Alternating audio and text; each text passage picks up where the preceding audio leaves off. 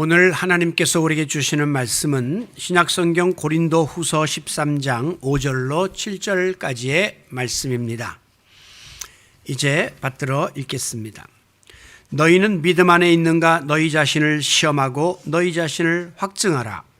예수 그리스도께서 너희 안에 계신 줄을 너희가 스스로 알지 못하느냐? 그렇지 않으면 너희는 버림받은 자니라.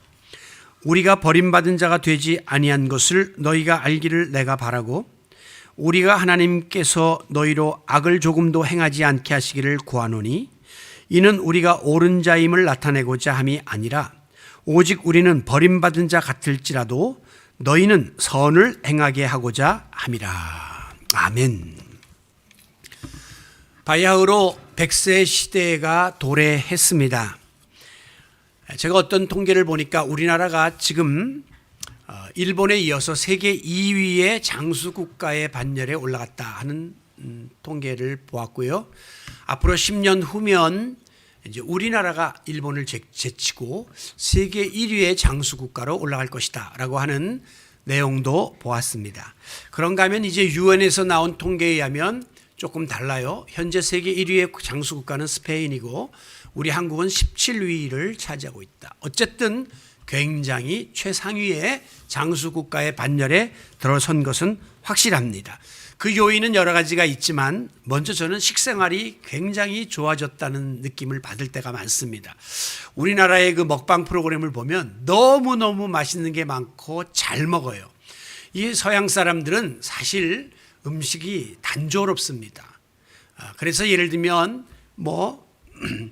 생선도 그냥 생선을 굽거나 튀겨서 먹는 것 외에는 별다른 요리 방법이 없는데, 우리나라 사람들은 쪄먹기도 하고 회를 쳐서 먹기도 하고 또 삭혀 먹고 졸여 먹고 또 그 다음에는 매운탕을 하는가 하면 또 지리를 해가지고 온갖 방법으로 참 이 요리를 하면서 풍요로운 식생활을 영위하고 있습니다. 확실히 이 식생활이 우리나라 사람들을 장수하게 만드는 중요한 요인이 됩니다만은, 동시에 그것은 이제 우리에게 비만을 가져오기 때문에 잘못하면 또 해가 될 수 있는데, 우리나라 사람들 어저께 나온 통계를 보니까 일본에 이어서 역시 세계에서 비만도가 가장 낮은 나라입니다.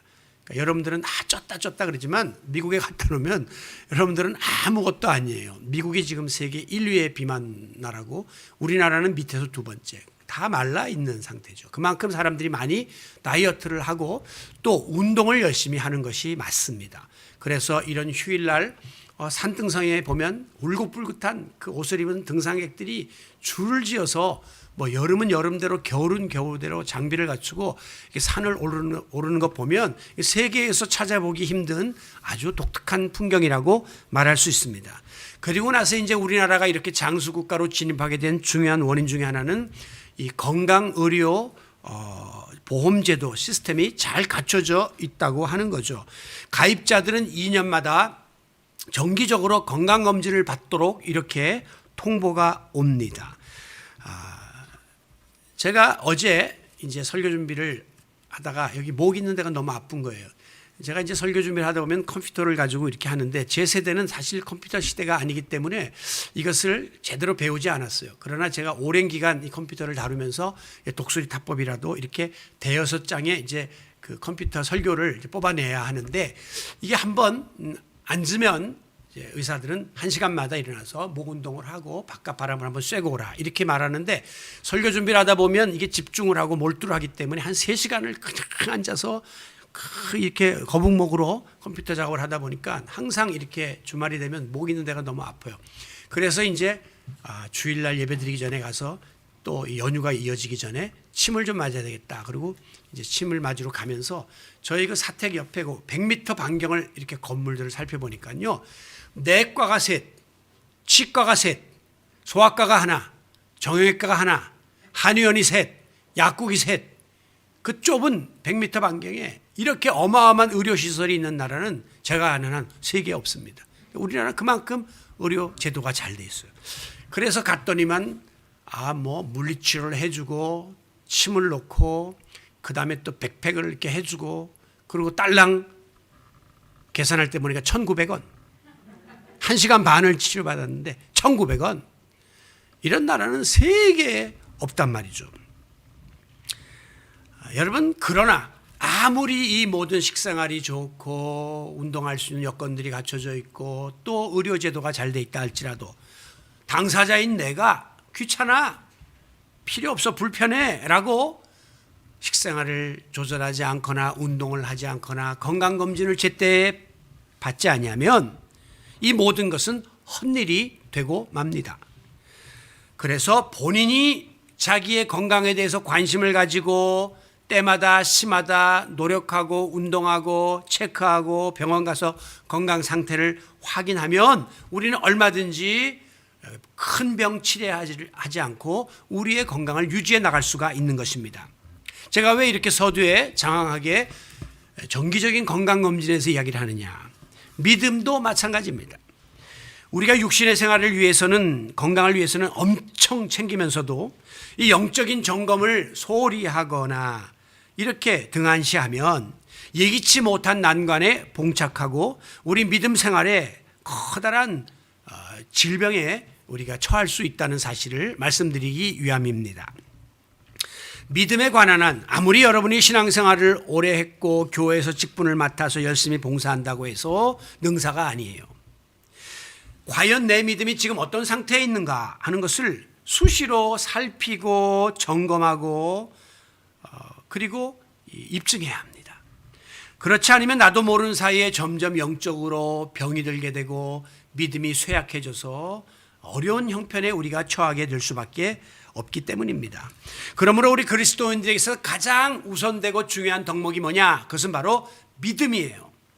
그래서 우리가 이 새해에 다시 회복되기를 원하는 마음으로 말씀을 전하면서 지금 제가 계속 3주째 믿음에 관한 말씀을 여러분에게 드리고 있는 것입니다. 우리는 성삼위 하나님을 믿음으로 구원받았습니다. 그리고 그 믿음의 힘으로 지난 한 주일 동안도 세상을 살다가 주님 앞에 나왔습니다. 그리고 앞으로도 믿음의 내용대로 우리는 죽어서 하나님 앞에 서게 될 것입니다. 또한 이 믿음은 우리가 낙심 가운데 절망 가운데 빠져 있을 때에 활력을 불어넣어주는 에너지의 역할을 하게 되고 부정적인 생각과 불신 가운데 빠져 있을 때에 적극적이고 긍정적인 마음을 품게 만들어주며 우리의 마음속에 열정과 사랑이 식었을 때에 그 열심을 다시 회복시켜주고 사랑을 뜨겁게 불러일으키는 원동력이 된다는 것이죠. 그래서 이 믿음은 그리스도인에게 매우 중요한 힘이 되는 것입니다. 즉 이 믿음에 비례해서 우리의 신앙생활과 우리의 사회생활도 성공하느냐 못하느냐가 달려있다고 하는 사실을 깨닫고 여러분이 이 믿음을 소중히 여기고 믿음을 강화시키고 믿음을 수시로 점검함으로 여러분의 삶과 신앙생활이 날마다 풍요로워지는 복을 받아 누리시기를 바랍니다.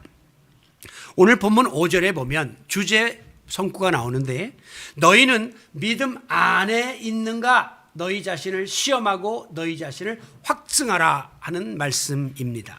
즉 내가 지금 믿음 가운데 거하고 있는지 계속해서 나 자신을 조사하고 성찰하고 되돌아보라는 말씀이에요. 그리고 내 자신의 믿음을 검증하고 입증하고 확증해 보라고 하는 말씀입니다. 다시 말해서 내가 지금 바른 믿음을 지니고 있는가? 내가 지금 믿음을 잘 지켜나가고 있는가? 내가 믿음을 지닌 자답게 살고 있는가라고 하는 나의 믿음의 상태를 부단히 점검하고 믿음의 자리를 검증하는 것은 우리의 신앙생활에 있어서 매우 중요한 과정입니다. 마치 우리의 신체를 정기적으로 검진해야 큰 병에 걸리지 않고 걸렸어도 빨리 이것을 수습할 수 있는 것처럼 요즘에 이제 대선 주자들의 검증이라고 하는 화두가 떠오르고 있습니다. 대통령으로서 이 사람이 자격이 있나? 이 사람이 앞으로 대한민국을 5년 동안 잘 끌어갈 수 있을 것인가라고 하는 이 검증을 하기 위해서 우리는 후보자의 삶의 여정과 그의 정치 이력과 사상과 언행과 가족과 종교와 공약까지 탈탈 털어가고 있는 것이죠. 자, 그렇다면 내가 나의 믿음의 자리를 검증하려면 어떤 기준에 의해서 어떤 자격과 어떤 증거에 의해서 우리의 믿음을 검증해야 할 것인가? 저는 다음에 세 가지의 체크리스트를 여러분께 제시하니까 여러분들이 한번 자신을 거기에 빗대어서 검증해 보시기를 바랍니다. 먼저 나의 신앙 고백이 확고하고 분명한가 하는 것입니다. 자, 믿음이라고 하는 것은 인간이 하나님을 향하여 가지고 있는 절대적인 확신을 우리가 믿음이라고 합니다. 즉 하나님의 존재에 대해서, 하나님의 말씀에 대해서 내가 완전히 신뢰하고 그분의 뜻대로 살고자 노력하는 자세를 우리는 믿음이라고 합니다. 그리고 그런 생활을 믿음 생활, 신앙 생활이라고 부르는 것이죠. 그러므로 우리의 믿음의 대상이신 하나님과 또 믿음의 주체인 나 사이에 언약의 관계를 바로 맺는 데서부터 믿음이 출발하는 거예요. 그러므로 믿음에 있어서 내가 하나님을 바로 알고 하나님을 바로 믿으며 그분을 나의 주인으로 인정하고 영접하는 분명한 신앙 고백, 이것이 믿음에 있어서는 필수입니다. 남녀가 만나서 결혼하려면 두 사람 사이에 신뢰가 확인되어야 하고 사랑이 고백되어야 하는 것처럼 하나님과 우리 사이에 믿음의 관계가 정립되려면 하나님을 향한 나의 신앙 고백이 확고하고 분명해야 한다는 것입니다. 그래서 오늘 본문 5절에 보시면 너희라고 하는 이 단어가 계속해서 6번 나오는데요. 너희는 너희 자신을 확증하라 그랬죠. 넘어가서 보면 너희 안에 계신 줄을 너희가 스스로 알지 못하느냐, 너희가 버림을 받은 자니라. 지금 이 믿음에 관해서 말씀하면서 나라고 하는 이 주체를 계속해서 강조하고 있는 것입니다. 왜? 믿음에 관한 한 나로부터 시작이 되는 거예요. 내가 하나님을 알고 내가 하나님을 믿는 거잖아요. 그리고 믿음을 갖게 된 다음에는 나의 삶과 나의 문제와 직결이 되는 것입니다. 내가 믿음 안에 거하는지 누가 확증하고 누가 점검합니까? 목사님이? 다른 교인들이? 아니요. 내가 내 자신이 스스로 조사하고 점검하고 입증해야 한다는 것입니다. 대부분 우리 사람들은 자기를 돌아보는 일보다 다른 사람들을 평가하는데 더 관심을 갖습니다. 그래서 예수님도 왜 너희 눈에 있는 커다란 들보는 못 보고 남의 눈에 있는 티끌을 자꾸 끄집어내려고 하느냐라고 했죠. 요즘 그 내로남불이라고 하는 신조어가 유행하고 있습니다. 정치인들의 특징이 자기 당, 자기 자신은 안 돌아보고 매일 남만 비판하고 남의 부족만 들춰내니까 국민들이 진저리가 났죠. 신앙의 내로남불이 있습니다. 영적인 내로남불이 있습니다. 자꾸 다른 사람의 믿음을 평가하려고 그래요. 그리고 자기와 비교해서 못하다고 하는 평가 절하를 하려고 하는 그런 시도가 우리 가운데 있다는 거예요. 그런데 신앙에 관한 한 내 믿음의 자리를 내 스스로가 점검하고 잘못된 부분이 있으면 바로 세우는 것이 우선돼야 된다고 하는 사실을 오늘 깨우쳐주고 있습니다. 요한복음 21장에 보면 이런 장면이 나와요. 예수님이 베드로에게 이제 장차 내가 어떠한 죽음을 죽을 것이다 하는 것을 예고하셨습니다. 그러자 베드로가 대뜸 예수님에게 묻기를 옆에 있던 요한을 가리키면서 주님, 그러면 이 사람은 어떻게 될 것입니까? 라고 묻습니다. 왜냐하면 베드로는 평상시에 늘 야고보 요한과 함께 3대 수제자로서 라이벌 의식을 갖고 있었거든요. 그러니까 나는 이제 원치 않는 곳으로 띠를 띠고 죽게 된다고 하나님이 베드로의 그 십자가에 거꾸로 매달려 죽을 것을 예언하셨는데, 그럼 나는 그렇게 마지막을 맞이한다면 저 요한이는 도대체 어떻게 될까? 그게 궁금해서 예수님에게 질문을 했죠. 그때 예수님이 뭐라고 말씀했냐면, 내가 올 때까지 그를 머물게 할지라도, 즉 요한이 죽지 않고 내가 올 때까지 그냥 살아있다 손치더라도 네게 무슨 상관이냐? 왜 너는 자꾸 그런 쓸데없는데 관심이 많냐? 베드로야, 너는 그저 내 믿음을 지키는데 최선을 다하면 돼 라고 말씀하셨습니다. 여러분, 그러므로 믿음을 검증하는 데 있어서 가장 중요한 필수 조건은 믿음의 대상이신 하나님에 대해서, 믿음의 대상이신 예수님에 대해서 바로 알고 그분을 나의 구주로 영접하는 것, 이것이 가장 중요한 조건입니다. 오늘 본문 5절 중반절에 보면 예수 그리스도께서 너희 안에 계신 줄을 너희가 스스로 알지 못하고 믿지 못하느냐라고 묻습니다. 즉 예수님을 나의 구주로 영접하고 주님이 내 안에 거하신다고 하는 이 사실을 확실히 믿어야 된다는 거예요. 하나님은 저분 안에 계시고 예수님은 저 하늘 안에 계시다라고 하는 그런 생각을 가지면 안 된다는 거죠. 바로 내 안에 나의 구주로 하나님이 예수님이 계신다라고 하는 고백을 우리가 드릴 수 있어야 합니다. 우리가 흔히 유대교, 이슬람교 혹은 통일교와 같은 그런 이단들을 가만히 들여다보면 그들이 다 하나님은 믿습니다. 이 유대교도 하나님은 믿어요. 예수는 안 믿지만. 이슬람교도 하나님을 믿지만 예수는 그냥 선지자 중에 하나다 이렇게 믿어요. 다시 말하면 하나님은 다 믿는단 말이죠. 그런데 예수님에 대해서는 의견이 갈라지는 거예요. 하나님은 다 인정하는데 예수님에 대해서는 유대교도 이슬람교도 통일교도 하나님은 믿지만 문선명이가 예수라는 거죠. 이런 식으로 다 예수에 있어서 갈라지게 됩니다. 여러분, 우리가 오늘도 사도신경으로 우리의 신앙을 고백했어요. 그 사도신경의 핵심은 뭡니까? 예수 그리스도가 하나님의 아들 되심. 예수님이 동정녀로 이 땅에 탄생하셨고 예수님이 십자가에 죽으시고 부활하시고 승천하셨고 재림할 것이라고 하는 사실을 우리가 다 고백하잖아요. 여러분, 그리고 예수님을 통해서만 구원의 역사가 이루어진다는 사실을 우리는 믿고 있습니다. 그런데 어떤 사람들은 이것을 통째로 믿지 않거나 또 부분적으로만 받아들이려고 하는 시도가 있다고 하는 것입니다. 특별히 현대인들은, 제가 전에 섬기던 교회에서 어떤 집사님이 목사님, 나는 아무리 성경을 읽고 신앙생활을 해도 예수님이 동정녀 마리아에게서 나셨다, 이거는 나는 받아들여지지가 않아요. 동정녀 탄생이 안 믿어져요.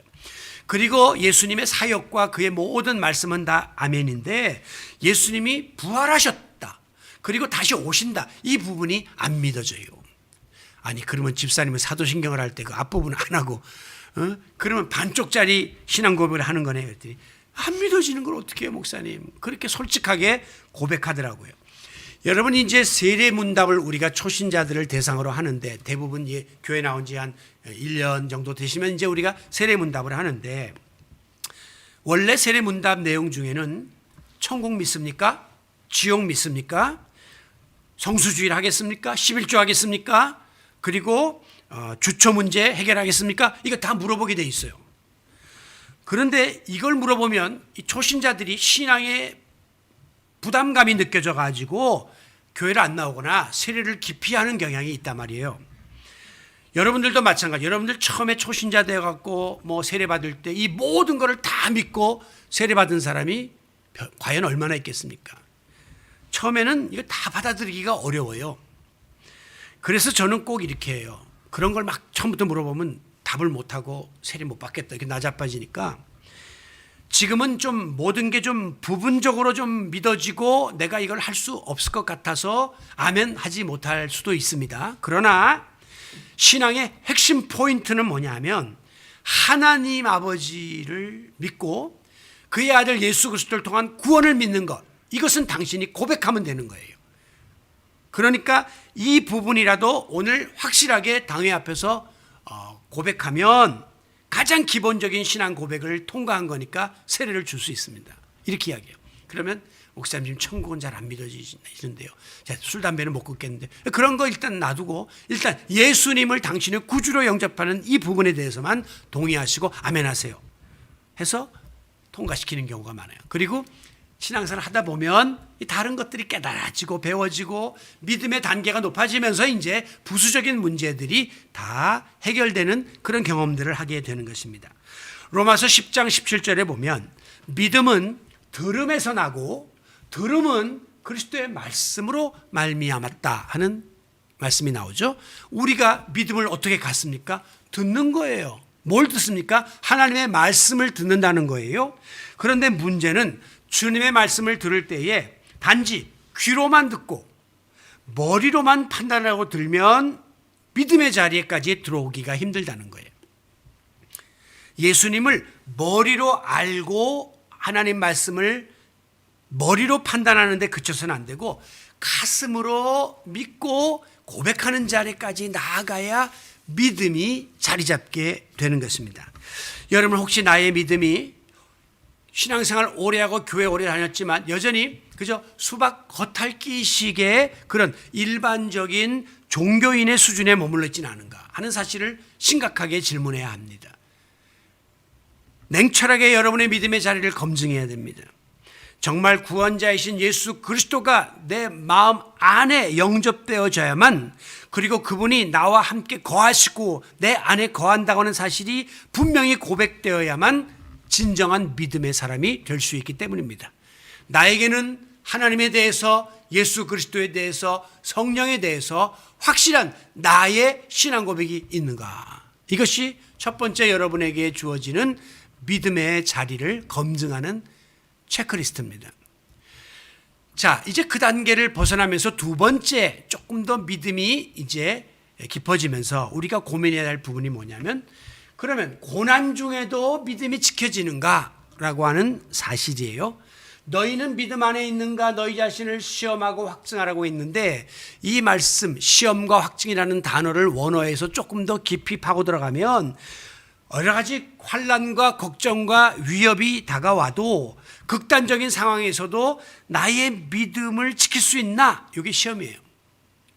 그 다음에 확증이라는 것은 비유컨대 보석 세공사가 금덩이 속에 포함되어 있는 불순물을 다 제거하기 위해서 불 속에 집어넣는 그런 재련의 과정을 거친다 할지라도 그 속에서도 정금같이 내 믿음이 보존될 수 있나 하는 이것이 확증이에요.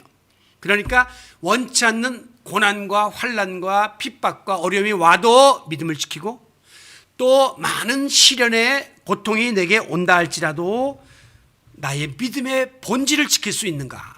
이것이 이제 우리에게 던져지는 믿음의 검증의 두 번째 체크리스트입니다. 여러분, 우리가 모든 일이 잘 되고 순탄하고 형통하고 그럴 때에는 우리의 믿음의 진가가 잘 나타나지 않습니다. 부부의 사랑도 가족의 사랑도 마찬가지예요. 모든 일이 잘 돼요. 형통해요. 자식들이 잘 돼요. 그럴 때 그 사랑을 확인하는 일은 그냥 지나가니까 그런가 보다 이렇게 넘어갈 수 있는데, 드디어 사업이 망했어요. 원치 않는 병에 걸렸어요. 아이들이 탈선하기 시작해요. 막 가정이 엉망진창이 되어서 흔들릴 때에 진짜 이 가정을 끝까지 지키고 부부관계를 지키고 할 수 있는 사랑은 그때 진가가 나타나는 것입니다. 적지 않은 사람들이 나 더 이상 병간호 못하겠어 라고 떠나다든가, 나 당신의 빚을 함께 질 수 없어 라고 이혼한다든가, 저런 자식을 더 이상 내가 돌볼 수 없어 라고 저버린다든가, 이런 일들이 벌어지게 되기 때문입니다. 인간관계도 마찬가지입니다. 여러 가지 형편과 환경이 좋을 때 서로 만나서 교제하는 것은 안 힘들어요. 왜? 모든 것이 다 충족되니까 좋아서 만나서 사귀는 거니까. 그런데 둘 중에 한 사람이 어려운 지경에 빠지기 시작했습니다. 자꾸 이야기할 때마다 돈 이야기를 합니다. 자꾸 무슨 힘든 이야기를 해서 만나면 피곤해지기 시작합니다. 여러분, 그와 같은 때에도 전과 같은 마음으로 부담 없이 만나서 친분을 계속 유지할 수 있는가? 굉장히 힘이 듭니다. 무슨 말입니까? 우리 인간은 다 나의 유익을 앞세우고 내가 편하고 내가 좋은 것을 추구하는 성향이 있기 때문에 좋을 때 잘하는 것은 다 잘할 수 있지만 어려울 때 잘하는 게 힘들다는 거예요. 여러분, 우리가 수영장에 가면 이제 어떤 때 보면 그 풀장이 발이 닿는 곳이 있습니다. 끝까지. 그런 데서는 수영 못하는 분도 걸어가면서 하면서 자기가 수영을 하는 것처럼 신용을 하는 경우가 있어요. 실은 들여다보면 발은 까치발로 바닥을 디디기 때문에 수영하는 것처럼 보이는 거예요. 우리 믿음도 마찬가지예요. 얼른 보면 신앙생활 다 잘하시는 것 같고 나와서 아멘 아멘 하고 기본 본분을 다 하고 참 예수 잘 믿고 믿음 좋은 것처럼 신용은 할 수 있다는 거예요. 그러나 믿음이 풀장이 아닌 거센 파도가 몰아치는 고난의 파도 속에 우리가 놓여지게 되면 발이 안 닿아요. 파도 때문에 몸이 안 움직여요. 그럴 때는 우리의 참 면목이 드러나는 겁니다. 내가 수영 못하는 것이 드러나는 것처럼 바다에서는, 풀장에서 하던 사람이 이제 평상시에 이런 일반적인 삶 속에서는 믿음이 좋은 것 같아 보여도 나중에 고난의 파도가 몰려올 때는 떠내려가고 물을 먹고 엎어부하면서 이렇게 자기가 제대로 된 믿음을 지니지 못하고 있는 것이 여실히 드러나게 되는 것입니다. 학생이 공부 잘하느냐 못하느냐 우리가 어떻게 알아요? 뭐 학교 열심히 출석하고 학교 끝나고 도서실에서 밤샘 하고 도시락 2개씩 싸갖고 와서 하니까 공부 잘하겠지. 천만의 말씀. 겉보고서 우리가 그 아이의 실력을 모르는 게 시험 쳐봐야 알아요. 시험 쳐봐야 걔의 참 실력이 드러나게 된다는 것입니다. 여러분, 우리가 평상시에 좋을 때 이만하면 내 믿음 괜찮겠지, 내가 믿음이 있노라 여겨진다 할지라도 막상 어려운 시험이 다가오고 풍파가 다가오고 교회에 여러 가지 어려운 난관이 부딪히게 될 때에 어떻게 내가 이거를 헤쳐나가는가, 거기에서 우리의 신앙의 결과가 드러나게 되는 겁니다. 그러므로 우리는 모든 일이 순탄하고 형통할 때 내 믿음을 지키는 그 모습보다 고난과 역경과 어려움이 다가온다 할지라도 의연하게 믿음을 지키는 참 믿음을 소유했는가라고 하는 사실을 점검해 봐야 합니다. 제가 이 교회에서 이런 용어를 쓰면서 참 믿음, 참 예배 이런 표현을 쓴다는 자체가 참 서글퍼요. 왜냐하면 거짓 믿음이, 가짜 믿음이 있기 때문에 참 믿음이라는 말을 쓰는 거예요. 하나님이 기뻐 받으시지 않는 잘못된 예배가 있기 때문에 참 예배를 드리자라고 우리가 이야기하는 거죠. 신앙생활의 모든 분야는 다 참이어야 해요. 진실되어야 해요. 그런데 그렇지 못한 것이 우리의 현실이기 때문에 참자를 쓰는 것입니다. 여러분, 우리 교단이 여러 가지가 있는데 교단 중에 아주 독특한 이름을 가진 그런 교단이 바로 순복음 교단이에요. 순복음. 아니, 복음 자체가 순전한데 무슨 순복음이에요. 하도 가짜가 많고 어설프고 뒤죽박죽된 그런 복음들이 판을 치다 보니까 진짜 복음, 속이 꽉 차 있는, 영어에서는 full gospel church라고 해요. 꽉 차 있는 완전한 복음은 우리 교단이 지향하는 바다. 그렇게 이름을 붙인 것이죠. 여러분, 이것이 진품인가 짝퉁인가 하는 것은 우리 일반들이 봐서는 몰라요. 다 거기서 거긴 것 같고 그저 명품처럼 보이죠. 그러나 전문가가 딱 들여다보면 여지없이 이거 가짜 자재라는 게 드러나고 어설픈 바느질 자국 끝맺음이 다 보여요. 그렇기 때문에 들통이 나는 겁니다. 우리가 일반적으로 신앙생활 할 때 우리의 믿음을 누가 감히 이래라 저래라 평가하겠습니까? 다 잘하는 것처럼 보입니다. 그러나 불꽃 같은 눈을 가지고 감찰하시는 하나님 앞에서 우리의 믿음은 여지없이 드러나는 것이고, 특별히 어려움이 오고 시험이 들 때 어려움 겪으시는 사람 빨리 떠나버립니다. 다 외면해버립니다. 다 나자빠집니다. 그래서 누가복음 8장에 보면 씨 뿌리는 자의 비유가 나오는데, 바위 위에 씨가 뿌려졌다는 것은 말씀을 들을 때는 기쁨으로 받으나 말씀 들을 때 지금 아멘 아멘 오 좋아요, 예 그렇게 하겠습니다, 다 받아요. 그런데 뿌리가 없기 때문에 잠깐 믿다가 좀 견디는 것처럼 또 믿는 것 신용하다가 시련이 닥쳐오면 배반하고 나자빠지고 등 돌리는 이런 믿음이 있다. 이게 바위 위에 뿌려진 씨앗을 예수님께서 비유하신 말씀입니다. 여러분, 우리가 말씀을 받기도 하고 은혜도 받고 교회에서 봉사도 하고 이렇게 한순간 동안에 참 이렇게 믿음 생활 잘 하는 것 같지만, 잠깐 믿다가 잠깐일 뿐 시련의 바람이 불어닥칠 때에 배반하고 넘어지는 이런 그릇된 믿음의 자리에 내가 놓여 있지는 않은가, 여러분 자신을 검증해 볼 수 있기를 바랍니다. 믿음은 주일날 되면 의례껏 차려입고 교회 나와서 예배드리고 기도하고 헌금하고 봉사하고 신앙연조 때 되면 직분 받고 그런다고 여러분의 믿음이 같이 올라가는 것이 절대 아닙니다. 나는 예기치 못한 고난과 시험이 다가와도 흔들림이 없고 넘어지지 않을 수 있는 견고한 믿음을 소유하고 있는가, 이것이 우리에게 중요한 포인트죠.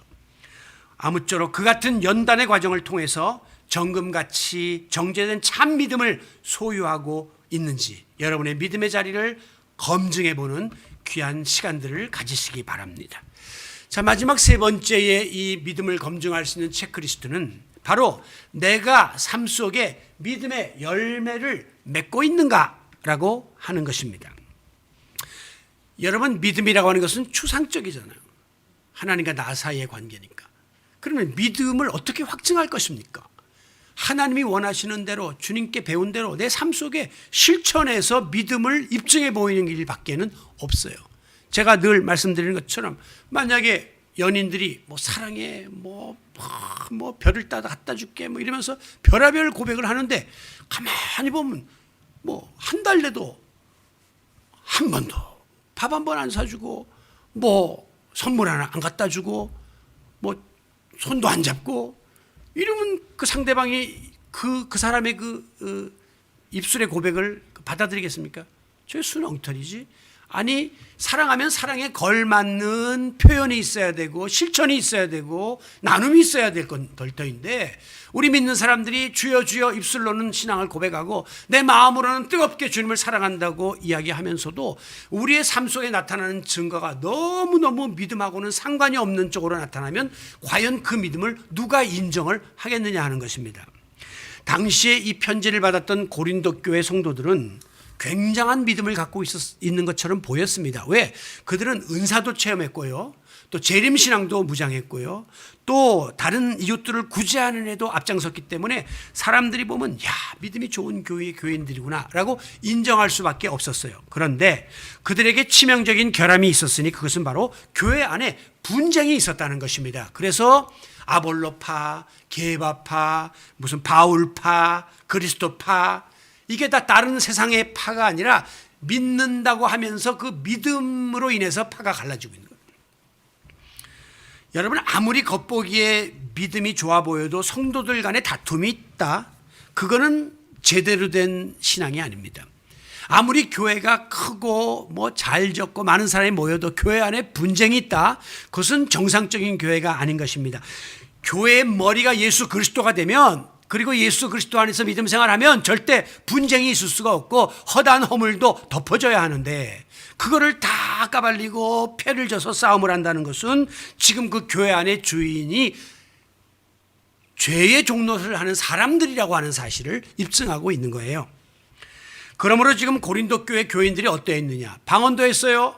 그들이 재림신앙도 있었어요. 그런데 막상 그 교회 안에 나타나는 교인들의 삶 속에서의 현상은 음행과 우상숭배와 탐욕과 술취함과 속임과 빼앗는 일과 고소고발들이 난무했다라고 기록하고 있습니다. 여러분 어떻게 예수 믿는 사람들이 이런 일들을 할 수 있습니까? 그러니까 그들은 믿음과는 전혀 상관없는 일을 생활 속에서 하고 있었다는 거죠. 이것이 지금 우리 한국교회 성도들의 가장 큰 고민이고 문제점입니다. 잘 믿어요. 신앙생활 잘해요. 헌금도 열심히 하고 열심히 모여요. 그런데 생활 속에서 열매 못 맺으면 그 모든 것들이 허사가 되고 마는 겁니다. 이렇게 친척들이 모이는 명절 때 가장 그런 일들이 많이 일어납니다. 지금 안 믿는 식구들도 많이 만나는데 그 안에서 내 믿는 사람으로서 어떻게 처신해야 될 것인가는 그렇기 때문에 굉장히 중요한 우리 그리스도인들의 과제입니다. 내가 만약에 바로 행동하지 못하면 아무리 만나가지고 아이고 삼촌 교회 나가요. 아유 누구야 뭐야 얘 교회 가면 좋아. 100번 말해도 그 사람들 마음속으로 픽픽거리면서 아니 자기 처신 하나 못하고 가족 안에서도 화합 못하는 사람이 무슨 신앙을 이야기하는가라고 비웃을 수밖에 없기 때문이죠. 그래서 오늘 사도 바울은 이 고린도 교회 교인들을 향해서 당신들의 믿음이 진짜 신앙에서부터 비롯된 것인지 믿음 안에서 행하고 있는지를 한번 삶을 통해서 점검하라고 하는 것입니다. 오늘 본문 2절 앞에 2절 하반절에 보면 그러므로 내가 다시 당신들에게 가면 그때는 용서하지 않겠다 그랬어요. 그 말은 뭐냐면 지금 행하고 있는 이 모든 죄를 보고 내가 이 사도로서 고린도 교회를 개척한 목회자로서 내가 절대 가만히 있지 않겠다. 거기에 대한 책임을 묻겠다라고 냉정하게 책망하고 있는 것입니다. 오늘 본문에도 보면 예수 그리스도께서 너희 안에 계신 줄을 너희가 스스로 알지 못하느냐? 예수님이 너희 안에 계셔? 믿어? 그렇다면 만약에 그것을 알지 못하면 너희가 버림을 받은 자니라 그랬어요. 이 말은 무슨 뜻이냐면 예수님을 영접했다고 하면서도 실제로 삶 속에서 열매를 맺지 못하고 그 믿음을 입증하지 못하면 당신들은 껍데기 믿음을 가진 것과 같기 때문에 버림받게 된다고 말하고 있는 것입니다. 여러분, 내 안에 심겨진 믿음은 구체적인 나의 삶을 통해서 드러나야 합니다. 그래서 행함이 없는 믿음은 죽은 믿음이다라고 야고보서에서 말씀한 거예요. 행함이 없는 믿음은 반쪽짜리 믿음이고 쓸모가 없는 믿음이고 죽은 믿음이 되고 만다는 것입니다. 여러분, 사람이 죽으면 그 전에 아무리 부귀영화를 누렸어도 아무리 건강과 미모를 갖고 있었어도 그 순간부터 부패하기 시작합니다. 그리고 3일장 끝나면 그 시신을 갖다가 소각하고 일종의 버리는 거예요. 쓰레기같이 되는 거예요. 버림받는 것이에요. 오늘 우리의 믿음이 아무리 강해 보이고 화려해 보이고 거기에 걸맞는 많은 어떤 증표들이 있었다 할지라도 우리가 행하지 못하면 죽은 믿음이 되고 죽은 믿음을 가진 자는 버리움 바 되느니라 그랬죠. 쓰레기 같은 아무 쓸모없는 껍데기로 무익한 그런 형편에 처하게 된다는 것을 분명히 밝히고 있습니다. 그러므로 7절 하반절에 보면 너희는 선을 행하게 하고자 합니다. 결국은 우리의 믿음은 선을 통해서 드러나야 한다는 겁니다. 선하고 올바른 행실을 통해서 다른 사람에게 전해지고 나누어져야 된다. 이게 바로 그리스도인들의 사회적 책임입니다. 여러분들이 오늘 예배드리고 나가고 또 주중에 일가 친척 만나든 간에 항상 마음속에 여러분의 믿음은 내 말과 행위를 통해서 전해져야 된다는 생각을 가지셔야 돼요. 그렇기 때문에 부엌일도 팔짱 끼고 방관하지 말고 더 해야 하고, 내가 나이 들었지만 대우받으려고 들기보다는 섬기려 해야 하고, 정말 겸손한 마음으로 상처를 건들지 않으면서 모든 사람들을 상대해야 될 이유가 거기에 있는 것입니다. 여러분, 이와 같은 믿음의 행위 중에 가장 궁극적인 열매는 바로 사랑의 열매입니다. 그래서 당시에 고린도 교회 교인들이 분열하고 불신하고 시기하고 분쟁하는 그 이유가 뭐예요? 예수 그리스도의 사랑이 그들 마음속에 없었기 때문에, 아니면 사랑이 식었기 때문에 그 같은 일들을 벌였던 것이죠. 오늘 한국교회가 분열하고 우리 교회 안에서 혹시 시기와 질투와 반목이 있는 이유가 무엇이겠습니까? 내 마음속에 주님을 향한 사랑이 식어버린 것입니다. 그러므로 사랑의 분량은 우리의 믿음의 수준을 측정할 수 있는 아주 중요한 저울입니다. 여러분의 마음속에 사랑이 불타오릅니까? 여러분의 믿음은 지금 깊은 자리에, 큰 믿음의 자리에 나가 있는 게 분명합니다. 나의 사랑이 다 식어버리고 차갑습니까? 여러분의 믿음도 냉랭한 옅은 자리에 있다고 하는 사실을 분명히 기억하셔야 합니다. 그러므로 내게 믿음이 충만하면, 그러면 흔들림이 없는 굳건한 믿음을 지니게 되고, 그런 믿음을 지니면 그 믿음으로 다른 사람을 사랑할 수 있는 힘도 하나님께로부터 공급된다는 사실을 믿으시기 바랍니다. 그러므로 믿음은 우리의 삶의 에너지가 된다고 하는 서두의 말씀이 옳습니다.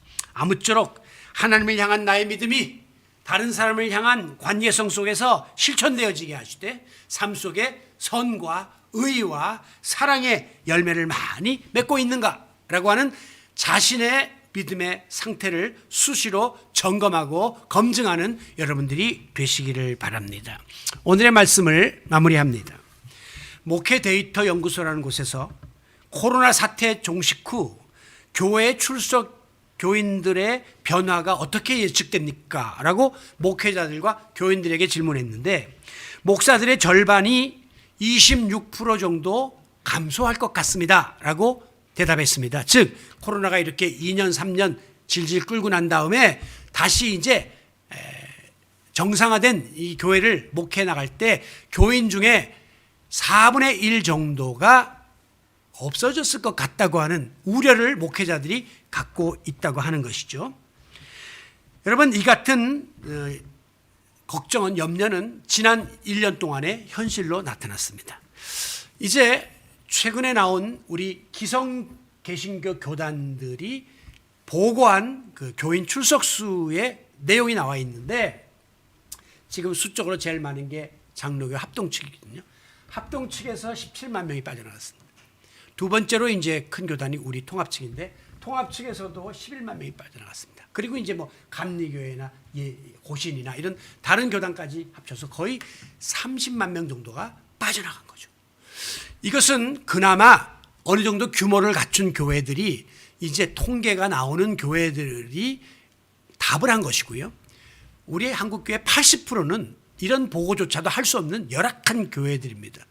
그러니까 나중에 이 숫자를 다 합치면 어마어마한 숫자, 그러니까 1, 2만이 아닌 10만, 20만이 아닌 정말 100만까지도 갈 수 있는 어마어마한 숫자가 코로나 이후에 교회를 떠나게 될 것이라고 하는 불행한 예측이에요. 여러분, 이것은 우리에게 무엇을 보여주는 것입니까? 그동안 모이는 숫자에 눈에 보이는 건물에 치중했던 우리 한국교회, 횃불처럼 활활 타오르는 교회인 줄 알았는데 바람이 불고 비가 좀 내리고 이렇게 한 다음에 들여다보니까 우리의 믿음이 겉만 연기만 자욱하고 굉장한 것 같았지 그 속에 불씨가 없는 죽은 믿음이 얼마나 많은가 하는 것을 우리에게 보여주는 증거입니다.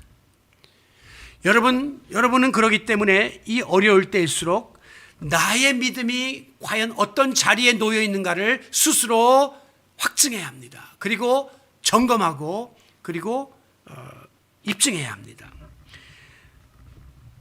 다시 한번 냉철하게 나의 믿음의 자리, 영적인 상태를 계속 들여다봐야 된다는 거예요. 이거는 1년에 한 번, 어쩌다 한 번이 아니라 수시로 들여다봐야 하는 이유가 구세군의 창설자인 윌리엄 부스가 나는 하루에 3번씩 자기 믿음의 자리를 돌아보며 반성하는 시간을 갖는다라고 말했습니다. 왜입니까? 했더니 내가 비록 구원받은 하나님의 자녀이고 또 구세군을 창설할 만큼 믿음이 좋은 지도자지만 수시로 나도 믿음이 흔들리는 도전 앞에 직면하기 때문이다 라고 고백했습니다. 오늘 권사님이 기도하실 때 아침에도 기도로 문을 열고 점심때도 기도로 우리가 하나님 앞에 자신을 돌아보고 삶을 진행하고 저녁에도 기도로 자물쇠를 잠가야 된다고 하는 기도를 드렸는데 바로 그거예요. 나는 수시로 내가 오늘 하루 하나님 앞에서 내 믿음을 잘 지켰는가, 또 내가 부끄럼 없는 믿음을 지니고 있는가라는 사실을 검증해 나가야 합니다. 여러분, 그리고 들여다보았는데 믿음이 부족해요. 연약해요. 그러면 채워야 해요. 보강해야 돼요. 그리고 또다시 일어나서 우리의 믿음의 여정을 힘있게 달려나가야 할 것입니다. 믿음은 여러분이 수없이 교회 문을 드나들다 보면 때가 되면 저절로 생기는 것이 절대 아닙니다. 제가 비유 들듯이 미국에 10년, 20년 살아도 산다고 영어가 튀어지는 게 아니더라는 거예요. 내가 의지를 가지고 어학원에 가고 외국 사람 만나고 노력해야 말이 트이더라는 거예요. 교회 문 20년 다녔다고 믿음이 저절로 생기는 것이 아닙니다. 내가 의지를 가지고 노력하고 애쓰고 힘쓰고 훈련받아야 합니다. 그리고 그 믿음에 따르는 그런 자기 희생, 헌신, 그런 어떤 열매들이 맺혀져야만 거기에 비례해서 여러분의 신앙이 성장하고 성숙하게 됨을 믿으시기 바랍니다. 그러므로 믿음에는 수고가 따르는 법입니다. 오늘 내가 하나님 앞에서 바른 믿음을 지니고 있는가? 그리고 그 믿음대로 살려고 내가 몸부림치고 있는가? 수시로 각자의 믿음의 자리를 검증함으로 하나님이 기뻐하시고 하나님이 인정해 주시는 참 믿음의 소유자들이 다 되시기를 예수님의 이름으로 축원합니다. 존귀하신 아버지 하나님, 꽤 오랜 세월 신앙생활했습니다. 직분도 맡아 일하고 있습니다. 목사 일도 하고 있습니다. 그러나 정말 나의 믿음이 하나님 앞에서 제대로 된 믿음이며 또 하나님 앞에서 참 믿음인가를 검증할 수 있는 저희들이 되게 하여 주시옵소서. 이것을 검증하지 아니하면 그대로 가짜 믿음을 가지고 그대로 까치발을 하면서 믿음도 아닌 것을 믿는 줄로 착각하며 살까 두렵습니다. 오늘도 하나님 앞에서 이 흔들리는 시대 속에서도 흔들림 없이 견고한 믿음을 지켜나가는 우리 드림의 가족들이 될 수 있도록 주여 믿음을 더하여 주시옵소서. 예수님의 이름으로 기도하옵나이다. 아멘.